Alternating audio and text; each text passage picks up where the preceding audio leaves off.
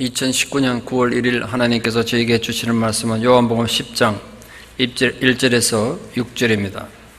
요한복음 10장 1절에서 6절 말씀을 봉독에 올리겠습니다. 내가 진실로 진실로 너에게 이르노니 문을 통하여 양의 우리에 들어가지 아니하고 다른 데로 넘어가는 자는 절도며 강도요 문으로 들어가는 이는 양의 목자라. 문지기는 그를 위하여 문을 열고 양은 그의 음성을 듣나니 그가 자기 양의 이름을 각각 불러 인도하여 내느니라. 자기 양을 다 내놓은 후에 앞서가면 양들이 그의 음성을 아는 고로 따라오되 타인의 음성은 알지 못하는 고로 타인을 따르지 아니하고 도리어 도망하느니라.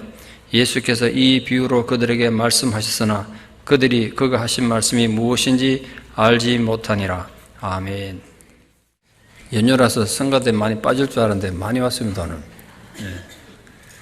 아무리 성도님도 오늘 많이 빠지셨네요. 그 모자실에 밝게 불 켜놓으니까 좋습니다. 제가 설교하면서 얼굴 좀 보게 그 불 항상 켜두세요. 혹시 지금 설교 시작하니까 나는 내일 갈 길 가겠다 해서 스마트폰 켜가지고 또 스마트폰 보시는 분 계시면 하나님 별로 안 좋아할 겁니다. 지금부터 설교할 거니까 잘 들어보세요. 스마트폰 끄시고 예배 중에 스마트폰 꺼내지 마세요. 1981년 1월 1일 전북 군산에서 태어난, 그러니까 원래 딱 39세 된 장민건 씨라는 분이 있습니다. 1월 1일 날 태어났더라고요. 어떻게. 이분 어릴 때부터 불교에서는 좀 이단으로 치부되는 일본에서 생성된 불교인데 본존이라는 그 부처를 본존으로 부르는 좀 이상한 불교를 믿었습니다. 그 어머님 따라요. 그 불교를 열심히 믿었어요. 불행하게도 2017년 8월 31일 만 2년 전에 대장암 사기 판정을 받았습니다. 몸이 안 좋아서 자꾸 소화가 안 되고 병원 가서 진단했더니 대장암인데 사기였어요. 그 수술을 받고 장의 많은 부분을 잘라내고 12번의 항암 치료를 받고 조금 몸이 좋아지는가 했는데 불행하게도 올 1월에 다시 암이 재발했습니다. 그 자기가 투병하면서 얼마나 힘들었겠어요. 39살 된 젊은 사람이니까. 젊은 분이 암에 걸리면 암의 속도가 진행이 빠르죠. 근데 그 어려운 과정에서 우연히 TV에서 자기와 같은 나이에 이관희 집사님이, 우리 이은혜 집사님 오빠 되시는 이관희 집사님이 대장암 말기로 투병하는 걸, 그 과정을 KBS TV에서 본 겁니다. 이 사람들 생각한 거죠. 근데 그 이관희 집사님 내용 많이 아셨을 텐데 많이 보신 분도 있을 거고 그 TV에 공영 TV에서 하나님에 대한 신앙 고백을 하는 걸 굉장히 많이 나왔잖아요. 저 사람은 뭔데 죽어가면서도 자기와 같은 암 환자인데 같은 대장암 환자인데 저렇게 하나님에 대한 신앙 고백을 하고 죽음에 대한 두려움도 없고 저렇게 사는가 굉장히 궁금했어요. 동병상련이라 그렇겠죠. 그래서 이관희 집사님에게 연락했대. 이 사람은. 나도 같은 아픔이 있는데 당신 어떻게 걸을 수 있느냐.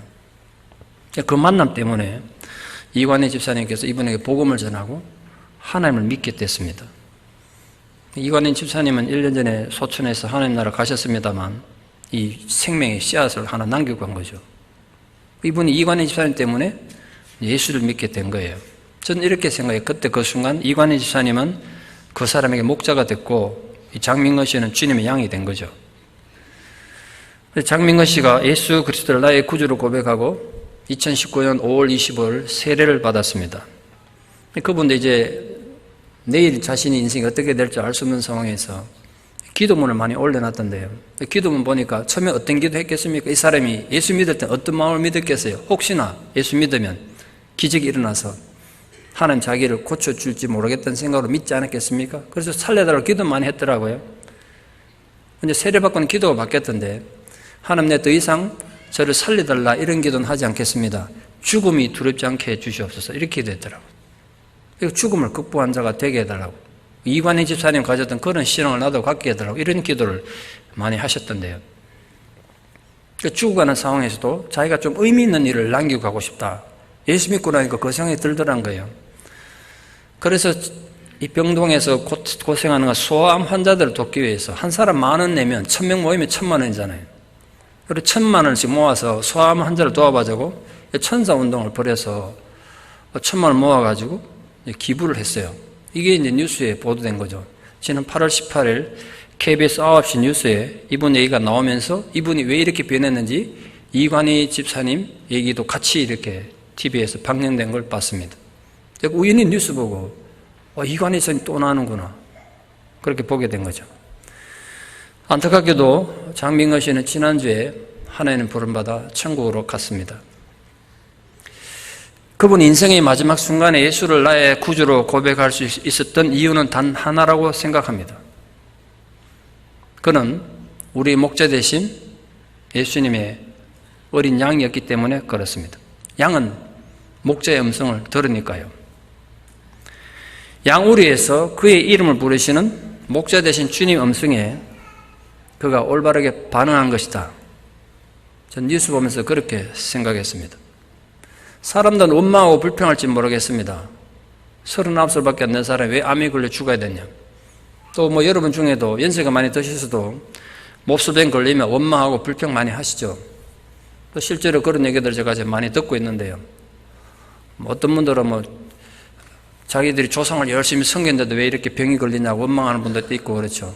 근데 이런 생각이 문득 들었어요. 39살짜리도 암에 걸려서 어린 자식 낳아놓고 죽어간다면 이제 내 살 만큼 살았으면 이런 병 걸려도 괜찮겠다. 이런 마음도 가질 수 있겠다. 이 생각을 해본 겁니다.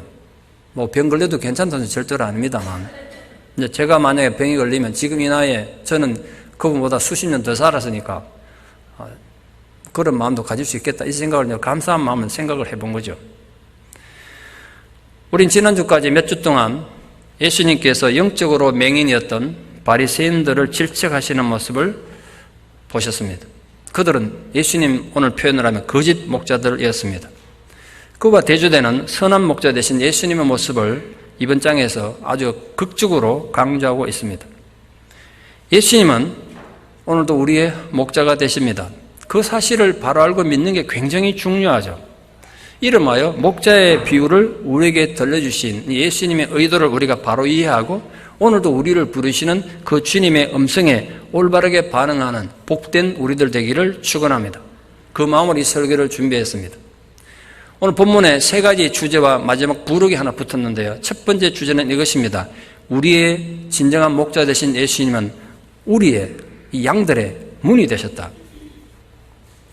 팔레스타인 지역에서는 종종 양과 목자가 마을을 떠나서 빈들에서 밤을 새우는 경우가 많았습니다. 목초지가 많지 않았기 때문에 풀 따라 가다 보면 밤이 돼도 마을로 돌아갈 수 없는 거죠. 그러면 그 들판에서 잠을 자야 하니까 임시로 이제 우리를 만든 겁니다. 주변에 돌을 쌓든지 아니면 거친 덤불로 둘러치기도 했습니다. 그러나 문은 만들지 않았습니다. 왜냐하면 목자 자신이 문이 됐으니까. 자기가 문 역할을 하는 거예요. 자기가 온몸으로 문이 된 겁니다. 그래서 양의 출입을 통제하고 양의 상태를 세밀히 관찰한 거죠. 들고 나갈 때 혹시 어디 다친 양은 없는지, 병든 양은 없는지, 또 이제 헤아려 보고 구덩이 빠지거나 위험에 처한 양은 없는지 그걸 이제 세밀히 살핀 것입니다. 그게 바로 오늘 예수님께서 우리를 대하시는 방식이라는 겁니다. 양에게 있어서 목자는 생명과 안전을 위한 유일한 통로였습니다. 그것은 예수님만이 우리의 유일한 구원의 통로가 된다는 정말 중요한 상징입니다. 그러나 오늘 바리새인이나 제사장 같은 유대의 종교 지도자들은 예수님 통하지 않고 얼마든지 천국에 갈 수 있다는 잘못된 말씀으로 백성들을 미혹시켰습니다.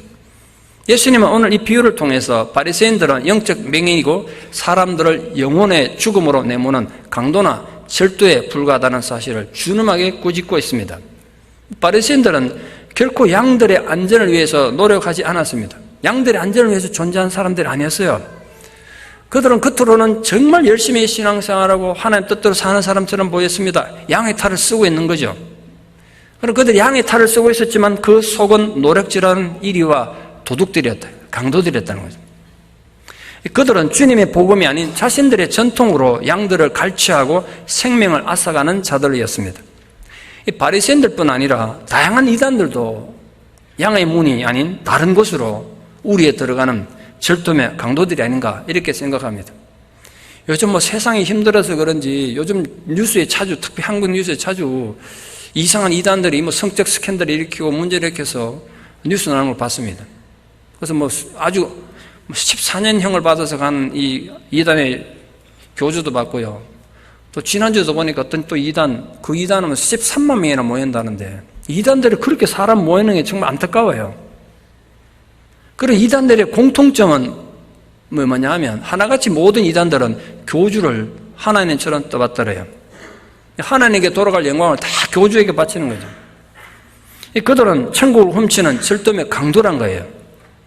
그러니까 여러분, 우리 성도님들은 그런 어둠의 세력들에게 속지 않도록 영적으로 깨어 있어야 하고 성숙해 가야 될 의무가 있습니다.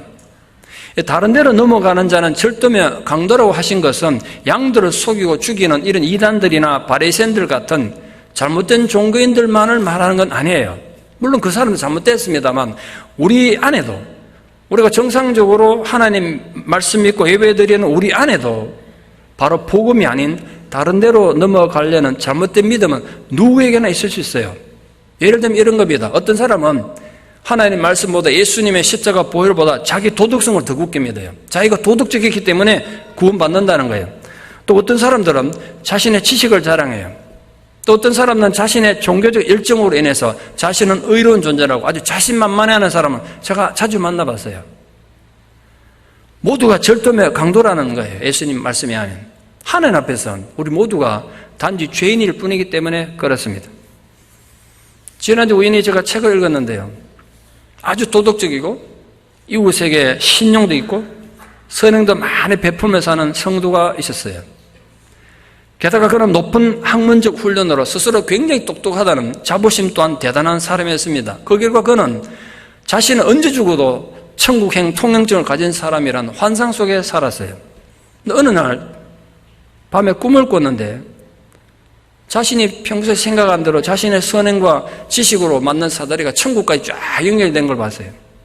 그 사다리는 천국을 향해 걸어가고 있습니다. 점점 천국이 가까워졌습니다. 역시 내가 그동안 쌓은 선행과 내 지식이, 내 의로움이 천국까지 연결됐구나. 근데 가서 보니까 마지막 끝에 한 발자국만 디디면 천국인데 그 다리가 딱 끊어져 있었어요. 이제 한 발자국만 디디면 되니까 그 마지막 발걸음 딱 내딛는 순간 그 사다리가 그대로 무너져서 땅으로 떨어지고 말았습니다. 그와 함께 하늘에서 천둥 같은 소리가 울려 퍼졌는데 이렇게 울려 퍼졌다는 거예요. 다른 데로 넘어가는 자는 절도며 강도이다. 도덕적 선함 가치가 있죠. 소중하죠. 도덕적으로 사는 것. 사람들에게 신용이 있다는 거 얼마나 좋은 일입니까? 이웃을 뜨겁게 사랑하는 것 너무나 중요하죠.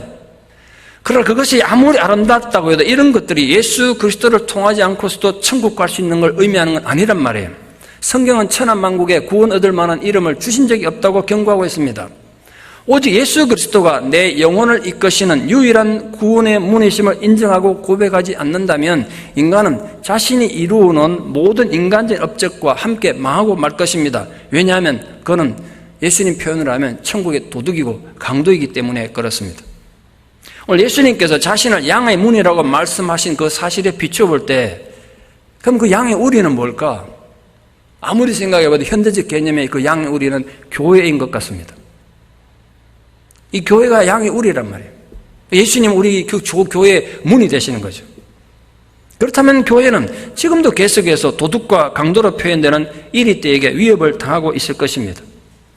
그러니 우리가 정말 목자 되신 주님의 음성에 민감히 반응해야 합니다. 아니면 우리 영혼을 도둑맞거나 강탈당하는 비극이 언제든지 일어날 수 있기 때문에 그건 우리 각자의 손실이지 않습니까?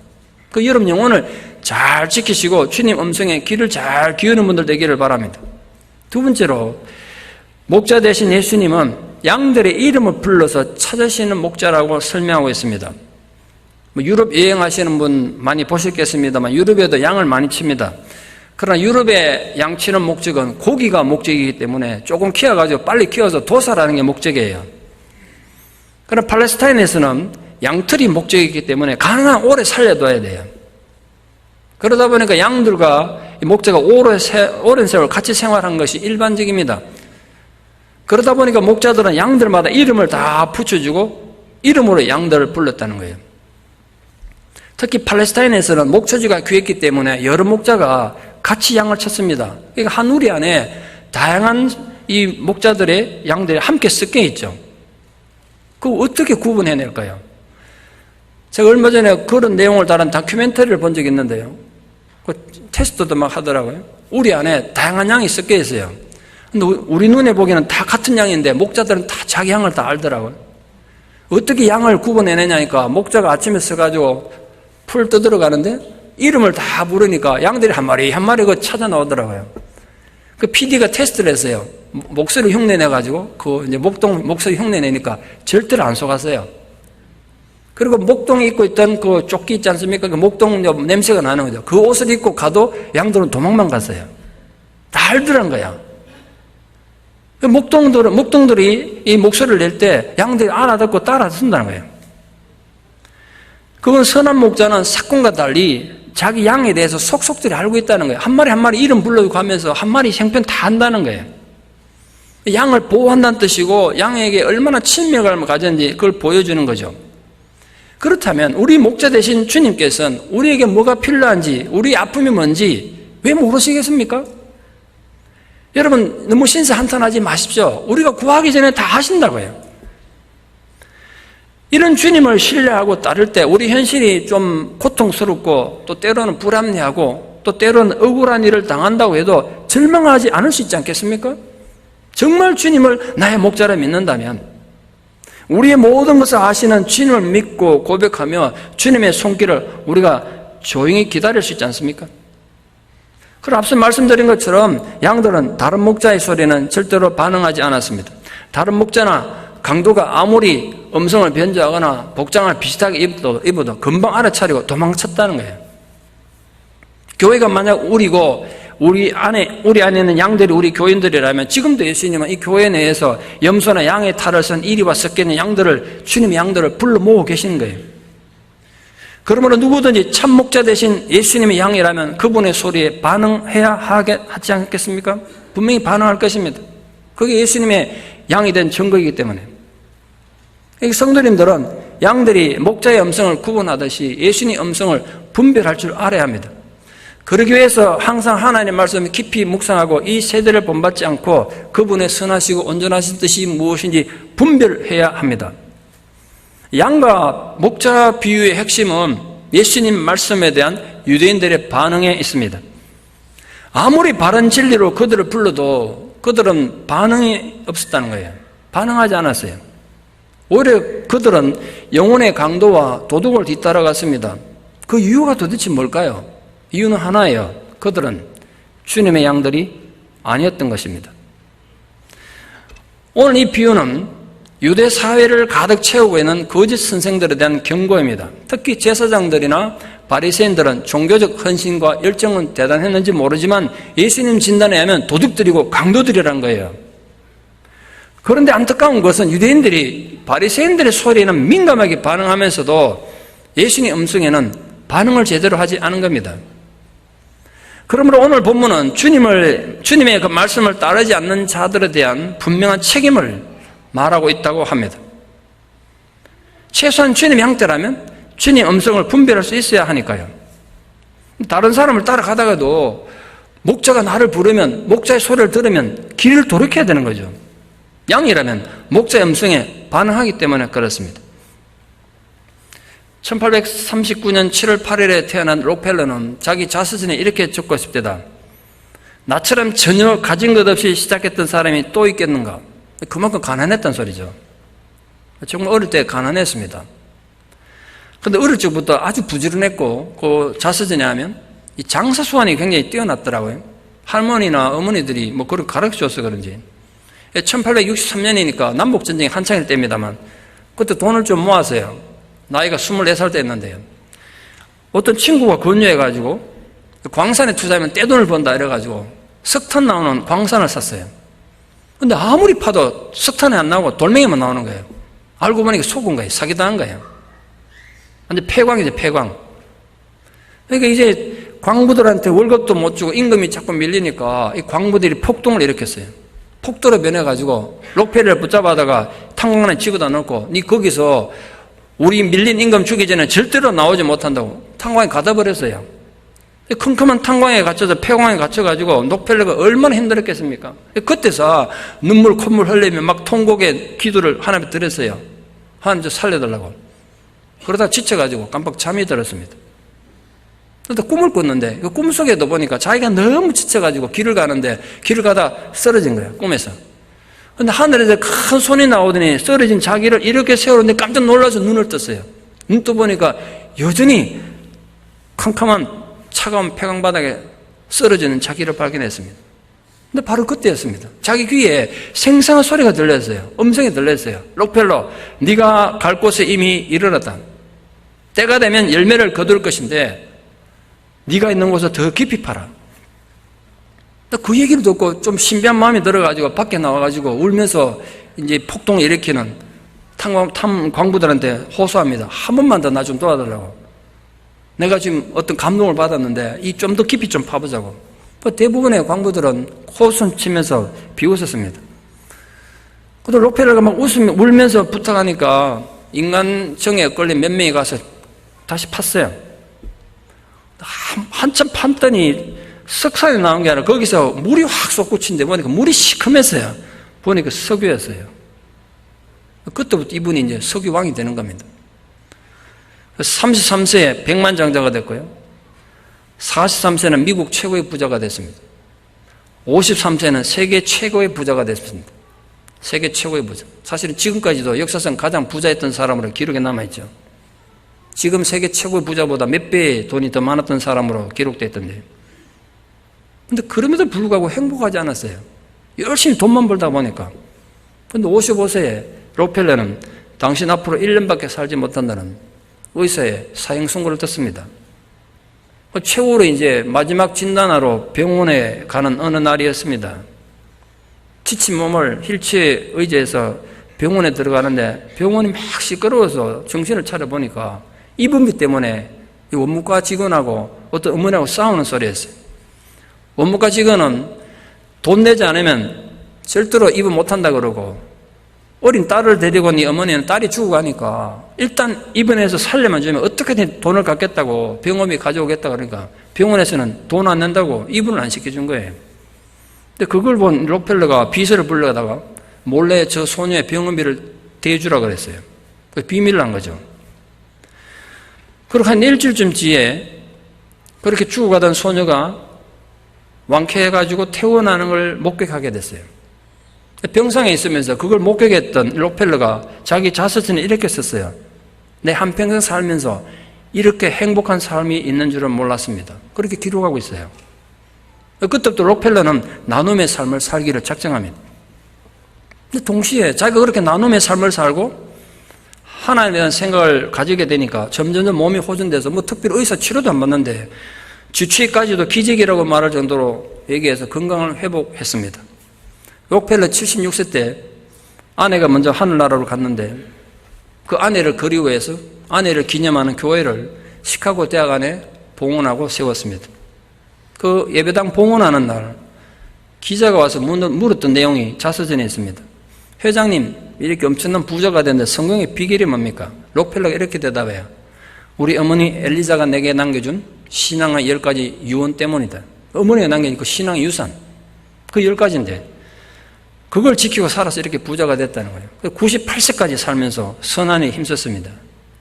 그 어머니, 록펠러 어머니 엘리자가 남겼던 10가지 유언 중에 몇 가지는 좀 소개하려고 합니다.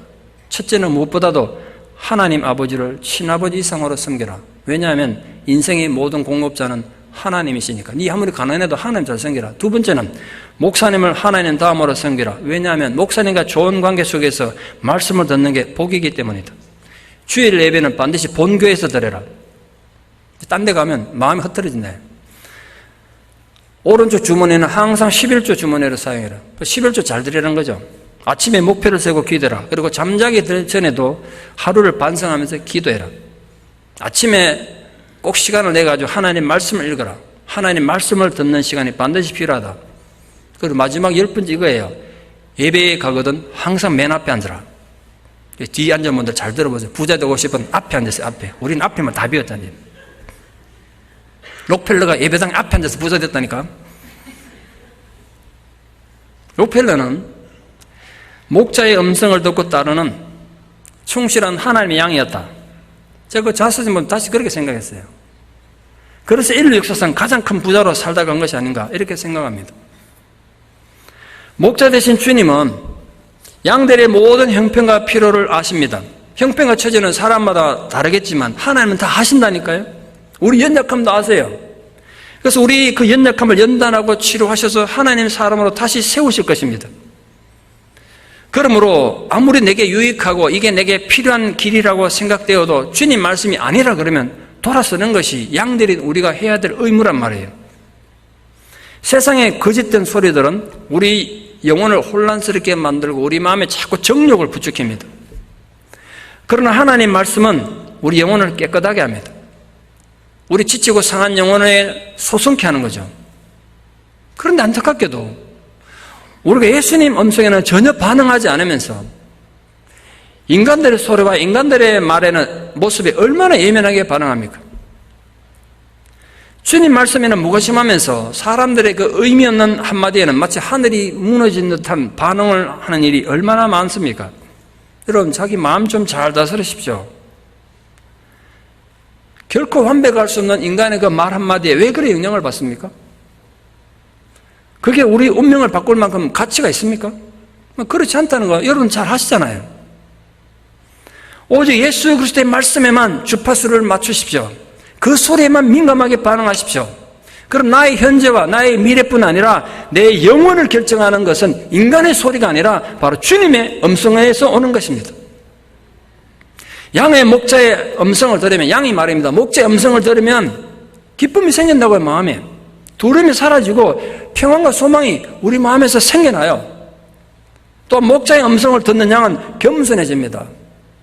예수 믿는 것이 어려운 이유는 딴 게 어려운 게 아니라 이 목자의 음성을 듣게 되면 자꾸 자기를 낮추고 겸손한 존재가 되기 때문에 예수 믿는 게 힘들어요. 제가 생각해 보니까 저를 포함해서 누구든지 하나님 앞에 겸손해지는 것보다 어려운 거 없는 것 같아요. 헌금하고 봉사하고 성공하는 건 누구나 할 수 있는데 하나님 앞에 정직하고 겸손한 건 정말 힘든 것 같아요. 제가 해보니까 제게도 그게 제일 힘들어요. 왜냐하면 십자가는 끊임없는 자기 부정과 낮아질 것을 요구하니까. 이 교만한 사람 다 꼴보기 싫잖아요. 안 그렇습니까? 교만한 사람 보고 야 아름답다는 생각이 듭니까? 지가 아무리 실력이 있고 지가 아무리 영성이 뛰어나도 교만하면 다 보기 싫잖아요. 악취가 나잖아요. 그래서 예수 믿는 게 힘들어요.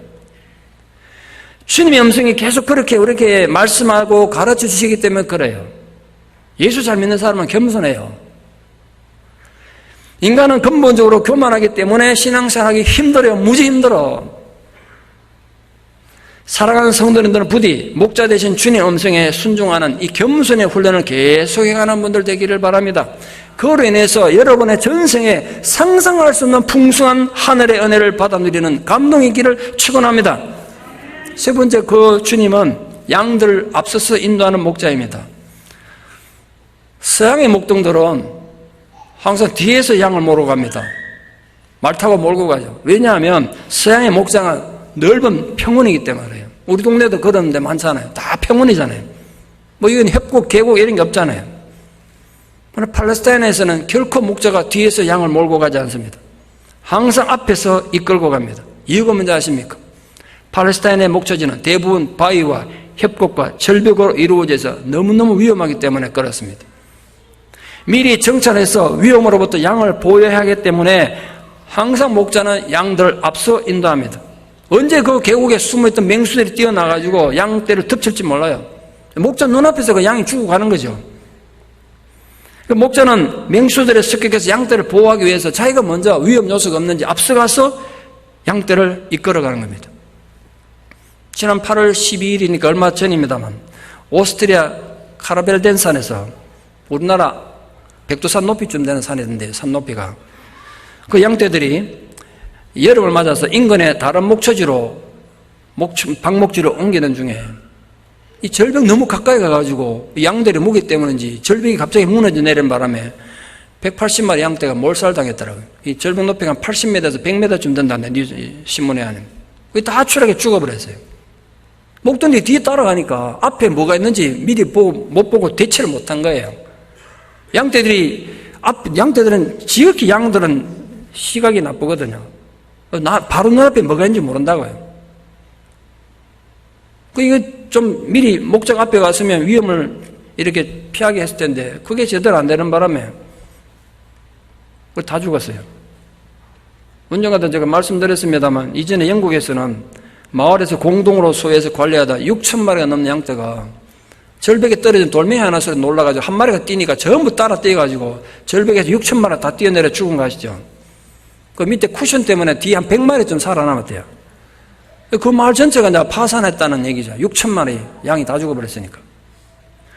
양떼를 앞서가는 목자의 보호와 인도가 그만큼 중요하다는 걸 보여준 사건들 아니겠습니까?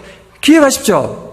주님은 단순히 우리 뒤에 뒷짐지고 써가지고 너희들 이렇게 살아라 저렇게 살아라 지시만 하고 명령만 하는 분이 절대로 아니세요. 우리 인생을 앞서가시면서 인생의 구덩이 낭떠러지를 우리를 지켜보시고 미리 피하게 하시고 인도하시는 분이란 말이에요. 늑대나 하이에나 떼들이 우리를 물어뜯고 집어삼키려고 달려들 때 목숨 걸고 우리를 보호하시는 분이세요. 그러므로 인생을 살다가 이해할 수 없는 고통과 비극을 맞이할 수 있죠. 지금 그런 비극 가운데 있는 분이 있을지 모르겠습니다. 그래서 하나님은 내 인생에 아무 관심도 없고 내 삶이 힘들다고 생각할지도 모르겠습니다. 그러나 여러분, 하나님은 분명히 우리 모든 것을 하시고 함께 하실 뿐 아니라 우리의 목자가 되어 이끌어 주신다는 것을 절대로 잊지 마십시오. 그러니 우리가 당한 슬픔과 비극은 우리들만의 비극이 아니라 그 주님에게도 아픔이고 주님에게도 고통이세요. 제가 그걸 몰랐어요. 우리가 아픔을 당하고 고통 당하면 그거 우리 건 줄 알아서, 나만 아픈 줄 알아서. 근데 제가 말씀을 듣다가 설교를 준비하다 깨달았어요. 여러분, 지금 육신에 아픈 분 계십니까? 가족들이 치유되지 않는 질병 때문에 너무너무 낙심되는 분 계십니까? 인생이 자꾸 꼬여서 너무 낙심되는 분 계십니까? 주님이 똑같이 느낀다는 거예요. 주님이 같이 느끼세요. 우리가 당한 슬픈 비극을 주님이 다 느끼시는 거예요. 그분은 선한 목자이시기 때문에. 그 사실 잊지 마십시오. 목자가 앞서서 인도하시는 것은 우리 길을 안내해서 좋은 길로 인도한다는 뜻이지 않습니까? 우리들이 인생이란 이 광야를 지나면서 자신도 모르게 길을 잃어버리고 방황하고 힘들 때가 얼마나 많습니까? 그때 기억하십시오. 우리를 앞서서 인도하시는 목자 되시는 주님이 계신다는 사실은. 아라비아 사람 중에 사막에 길을 잘 인도하기로 유명한 이름난 안내인이 있었습니다. 이 사람은 결코 길을 잃는 법이 없었기 때문에 그렇습니다. 근데 그 사람 별명이 비둘기 사람이었습니다. 왜 비둘기 사람이냐면 이 사람이 항상 가슴에 비둘기 한 마리를 안고 있었는데 그 비둘기 발목에 끈을 묶어 가지고 자기 팔목에다 묶어 놨어요. 그 비둘기 날아가도 땡겨서 안고 가는 거죠. 광대한 사막에서는 사방이 지평선뿐이라 누구나 길 잃기 마련이죠. 길 잃기 쉽잖아요. 기준되는 기준점이 없다 보니까 지형주물이 없으니까 매일 봐도 거기 가고 동서남북이 똑같아 보이잖아요. 그러다 길을 잃어버려요. 이 사람도 마찬가지였어요. 근데 이 사람에게 비법이 있었어요. 자기도 사막 횡단하다가 길을 잃게 되면 방향 감각 잃어버리면 비둘기를 날려보는 거예요. 비둘기는 항상 어디로 가죠? 자기 집을 향해 가니까 그걸 방향 삼아서 자기가 지금 어디로 가야 되는지 방향을 알고 간다는 거예요.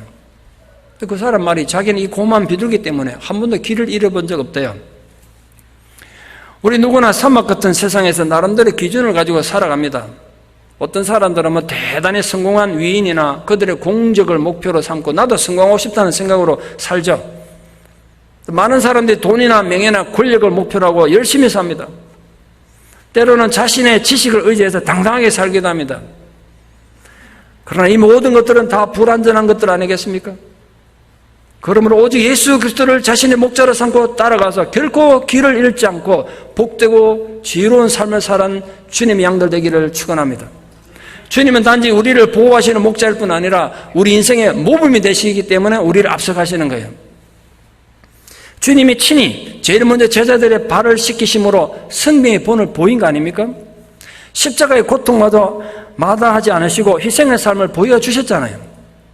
예수님께서 친히 고난과 역경의 삶을 먼저 헤쳐나가셨기 때문에 우리는 단지 그분 발걸음만 따라가면 되는 겁니다. 주님이 우리 길에 등불이 되어주시기 때문에 그 빛을 따라가기만 하면 우리 인생은 참된 길로 인도되어질 것이기 때문에 그렇습니다. 사랑하는 여러분 모두 정말 참된 목자 되신 예수님 가르침을 따라감으로써 무궁한 하늘과 땅의 위로를 받아 누리는 은혜가 있기를 진심으로 축원합니다. 이 마지막 결론인데요. 유대인들은 조상 대대로 유목민들입니다. 양들에 대해서 어떤 민족들보다 더 잘 알았습니다. 그래서 구약에서부터는 수없이 많은 경우에 하나님의 목자로 이스라엘 백성들을 양으로 비유한 말씀이 너무나 많습니다. 그렇기 때문에 주님이 이 비유를 말씀하셨을 때 금방 머리에 들어왔을 것입니다. 금방 이해가 됐을 것입니다. 그래야만 했습니다. 그러나 너무나 불행하고 안타깝게도 주님이 들려주신 자기들 삶과 너무나 직결된 이 비유의 의미를 깨닫는 사람은 아무도 없었다고 성경이 적고 있습니다. 바리새인 같은 종교 지도자들은 물론이고 일반 유대인들도 예수님 비유의 의미를 이해하지 못했습니다. 이사야 예언대로 그들이 듣기는데도 깨닫지 못하는 어리석은 존재들이었습니다. 이유가 뭘까요? 그들은 자신들이 아브라함의 후손들이기 때문에 하나님 양떼에 속한다고 자부심을 굳게 갖고 있었지만 이유는 단 하나, 예수 그리스도의 양떼는 아니었던 것입니다. 인간적으로 보면 예수는 정말 불쌍하고 외로운 목자였던 것 같아요. 아무리 양들 위해 희생하고 헌신하고 심지어는 자기 목숨을 내줘도 자기 백성들이 결코 이해하지도 못하고 받아들이지 못했어요. 문제는 오늘 우리들입니다. 우리는 선한 목자를 따라가는 선한 양들 맞습니까? 우리는 과연 주님의 그 십자가의 희생의 발자취를 따르고 있는 자들 맞습니까? 우리는 주님이 보여주신 그 참사랑을 이웃들에게 전가하는 자들 맞습니까? 우리는 목자의 음성을 듣기 위해서 생명의 말씀을 늘 묵상하는 자들 맞냐 말이에요. 오늘 하나님께서 우리에게 원하시는 게 뭐겠습니까? 완벽한 도덕성이겠습니까? 세상을 뒤바꿔 놓으면 초능력이겠습니까? 아니면 여러분 집문서를 갖고 하나님 내가 이걸 드립니다 이런 희생을 원하겠습니까? 하나님이 우리에게 완전함이나 어떤 초능력이나 뭐 대단한 물질을 원하는 게 아니라는 말이에요. 단지 원하는 건 단 하나, 우리가 하나님의 양이라는 사실을 인정하라는 겁니다. 양은 불완전함의 상징입니다. 그래서 눈 뻔히 뜨고도 늘 구덩이에 빠지고 쓰러집니다. 연약함의 상징이기도 하죠. 그래서 목자가 인도해 주지 않으면 스스로 아무것도 할 수 없는 존재입니다. 또한 미련함의 상징이기도 합니다. 그래서 아무리 은혜를 받아도 뒤돌아서면 또 엉뚱한 짓을 하는 게 양입니다. 그래서 성경에서 우리는 다 양 같은 존재라고 고백하고 있습니다. 그렇다면 어떻게 해야 하는 것일까요? 자신이 완전하지 않다는 사실을 깨닫는 양은 이렇게 고백할 것입니다. 저는 그렇게 믿어요. 여호와는 나의 목자시니 내가 부족함이 없으리로다. 그러므로 어떤 원수도 나를 넘볼 수 없을 것이다. 내 인생이 아무리 위험한 사망의 엄청난 골짜기로 다닐지라도 나는 두려워하지 않을 것이다. 왜? 주의 지팡이와 막대기가 나를 지켜줄 것이기 때문이다. 이걸 믿을 거란 거예요. 위기를 겪고 있는 현대교회가 회복될 수 있는 길도 오직 한 가지라고 생각합니다. 온갖 신학자들이, 온갖 정치인들이 별의별 소리를 다 하지만 교회가 회복될 수 있는 유일한 방법은 선한 목자 대신 예수님의 본을 따르는 길로 이는 방법이 없습니다. 모든 성공적인 삶의 기준은 예수 그리스도의 삶 속에서 발견됩니다. 얄팍하고 공허한 현대인의 마음을 채워줄 수 있는 것도 예수 그리스도뿐입니다. 무엇으로 이 현대인의 공허한 마음을 채울 수 있겠습니까? 예수 그리스도에는 방법이 없습니다. 맞습니다. 교회가 타락하고 썩었다고 욕을 먹는 건 당연해요. 우리 그런 세상을 살아요. 비록 교회가 타락하고 썩었다고 세상에서 욕을 먹지만 그래도 진정한 주님의 양들은 굳게 서 있을 것을 믿습니다. 단지 주님의 양이 아닌 그 가짜 양들, 도둑들, 강도들 때문에 교회가 부패하고 타락한 것처럼 보이게 될 뿐입니다. 진정한 주님의 양들은 목자 대신 주님의 음성을 듣고 따르게 되어 있습니다. 말씀이 옳다는 건 누가 모릅니까? 그러나 그 소리에 따라 움직이지 않으면 아무 소용이 없지 않습니까? 그러므로 사랑하는 여러분, 부디 교회에 형식적으로 오는 자들이 되지 마십시오. 이 예배가 여러분에게 형식이 되지 않기를 바랍니다. 이 순간은 하나님을 만나는 시간입니다. 잊지 마십시오. 박상근 목사 설교 들어온 것도 아니고 친구 만나러 온 게 아니에요. 하나님을 만나러 오셨습니다. 절대 잊으시면 안 돼요.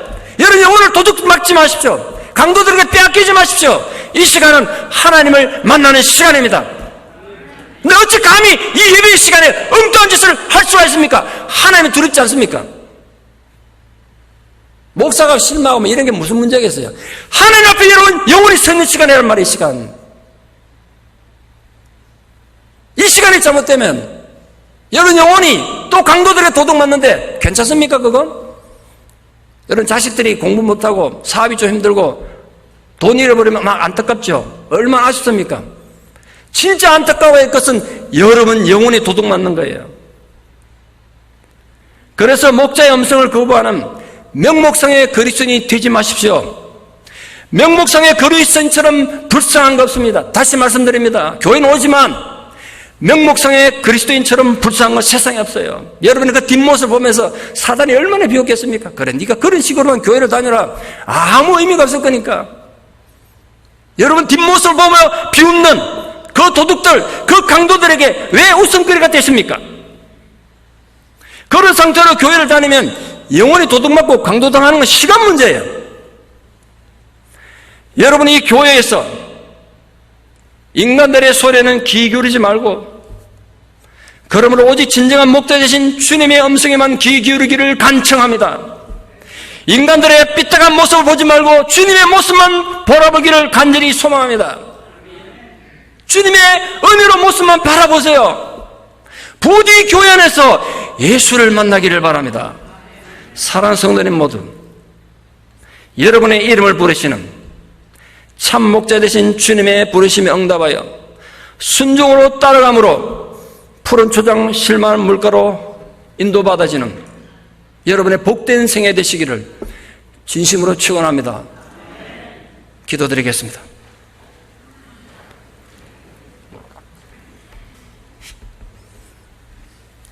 우리의 문이 되시고 목자가 되신 주님의 은혜를 감사합니다. 우리들이 어리석은 양 같아서 각기 제 길로 가고 사망의 엄청난 골짜기를 다닐지라도 주님께서는 다시 찾아오셔서 우리의 이름을 부르시고 이끄시는 은혜를 감사드립니다. 우리가 어떤 삶의 고통과 어둠의 계곡을 지날지라도 목자 되신 주님의 부르심에 응답하여 따라감으로써 우리의 영혼이 푸른 초장 쉴만한 물가로 인도되어지는 은혜가 있게 하여 주시옵소서. 지금 인생의 사막을 지나고 그래서 지치고 마음이 상한 자들에게 더욱 크신 은혜를 주셔서 그 영혼을 부디 소승케 하여 주시옵소서. 그래서 결코 우리 영혼을 도둑들에게, 강도들에게 강탈당하는 비극이 일어나지 않게 하여 주시옵소서. 예수님 이름으로 기도드리옵나이다. 아멘.